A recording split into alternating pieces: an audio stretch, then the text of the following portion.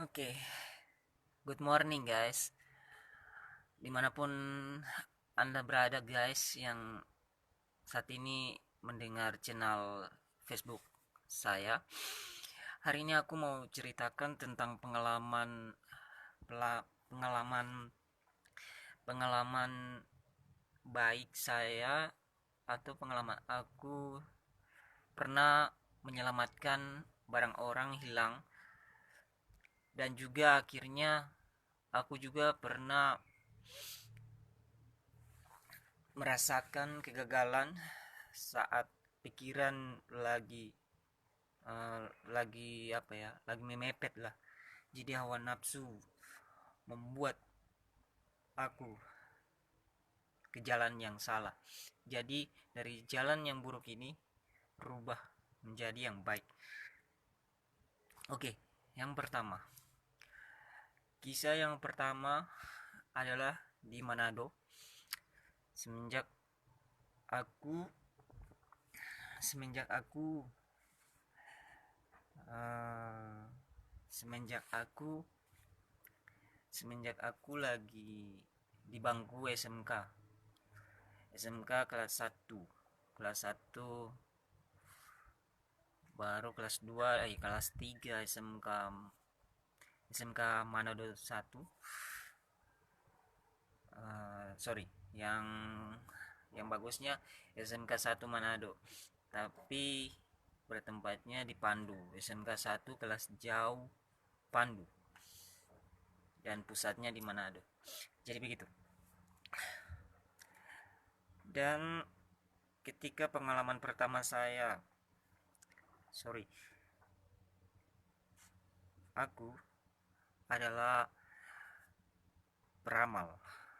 Jadi aku bisa meramalkan seseorang.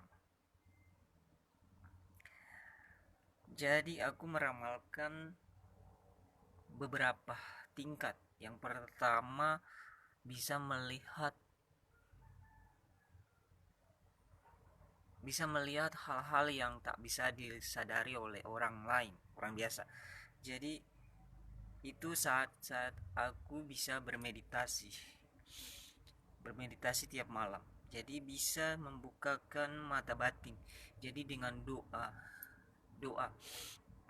doa yang sangat rahasia, dan bisa membuka mata batin dan penglihatan. Itu yang pertama, melihat masa lampau seseorang. Nah, masa lampau seseorang dan eh, masa lampau seseorang. Oke.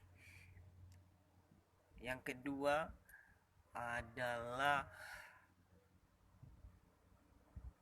bisa melihat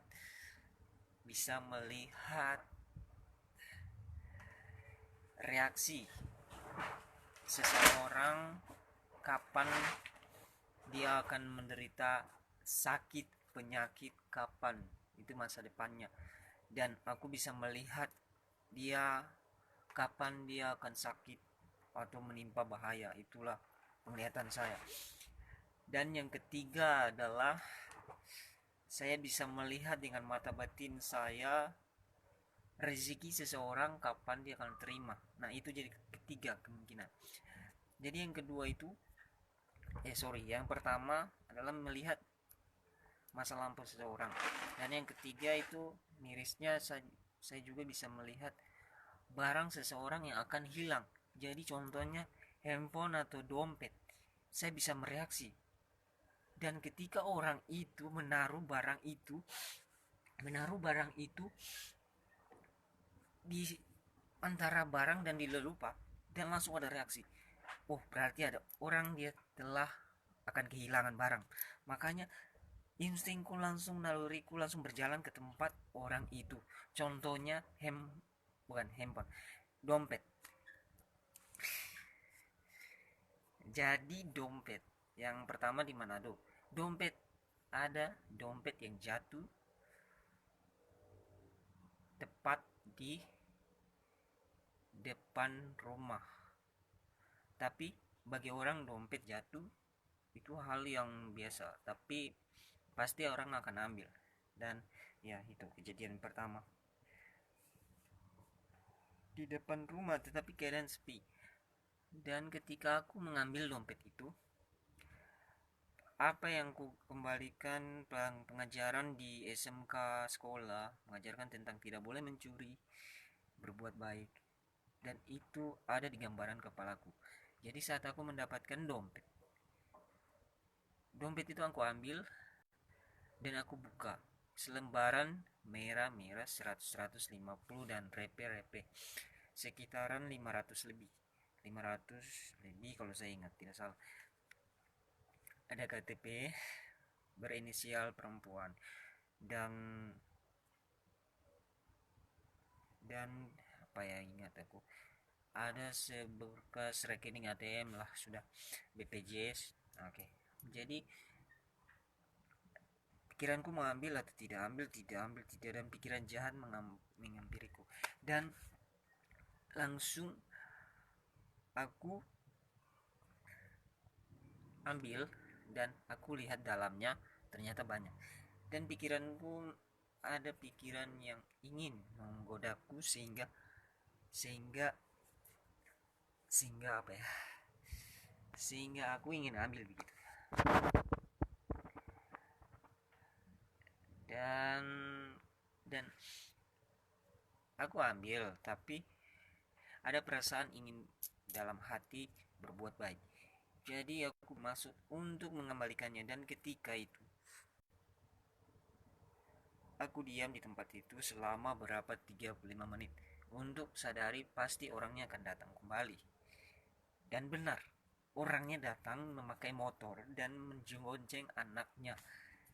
Dia kebingungan dan dia bertanya di tempat lokasi kejadian dompetnya jatuh, guys. Dan ketika itu aku pun lagi duduk dan aku lihat mbak ini kayaknya kelihatan kebingungan, dan aku tanya, lagi apa? Dompetnya aku taruh di simpan di saku. Dan aku tanya, tapi memang KTP-nya aku ambil dan aku lihat hampir sama dengan muka wajah mbak ini. Oh, ternyata guys, ternyata pemiliknya datang. Dan aku pun langsung mengembalikan dompet itu dengan uang. Itulah perbuatan baik. Dan mbak itu pun ingin memberikan sedikit uang sebesar 200.000, tapi aku menolak. Dan aku bilang ini adalah perbuatan baik, tidak apa-apa, yang penting amal dan kebaikanku di surga. Dan aku sudah, itu kejadian kedua satu. Dan kejadian kedua adalah ketika aku pulang dari sekolah pada saat ingin tidur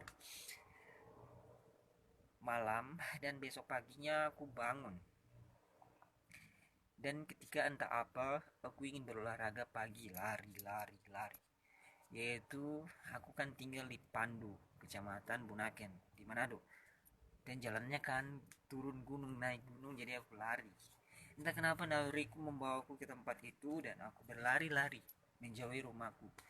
Dan ketika aku berlari, aku tengok, wah, ternyata ada handphone mono.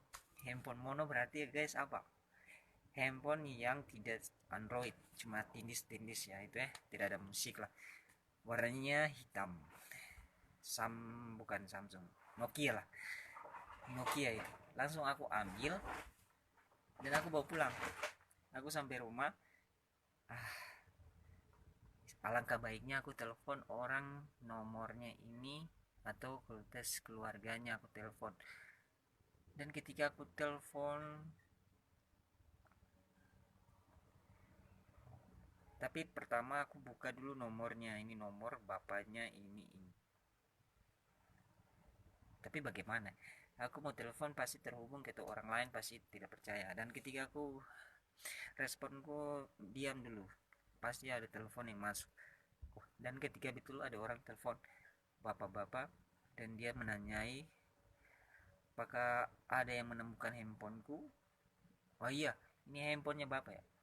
Ya, jatuhnya di jalan. Oke. Dan saya dapat. Oke. Dan kita yang dapat guys, lalu kita kasih kembali pada orang itu guys. Dan ketika orang itu bilang di mana lokasi, dan langsung kita bilang kita pe lokasi ada nih di rumah Pandu dekat jalan yang bapak jatuhnya handphone itu. Langsung bapak kemari Jo, kita lagi ada nih di rumah Pandu. Bapak di mana no? Oh bapak di Bengkok. Oh jauh banget tuh. Yuk datang ke sini. Bapak pe handphone aman. No, kita lagi simpan ini no. Oh iya baik. Datang ya. Ya kita tunggu nih. Bapak datang. Kita nih lagi mau kasih ini nih. Bapak pe handphone masih mulus, tidak retak karena Nokia kan dibanting tidak pecah, bukan. Langsung sudah datang bapaknya, tiba-tiba bapak datangnya langsung kita kasih kembali.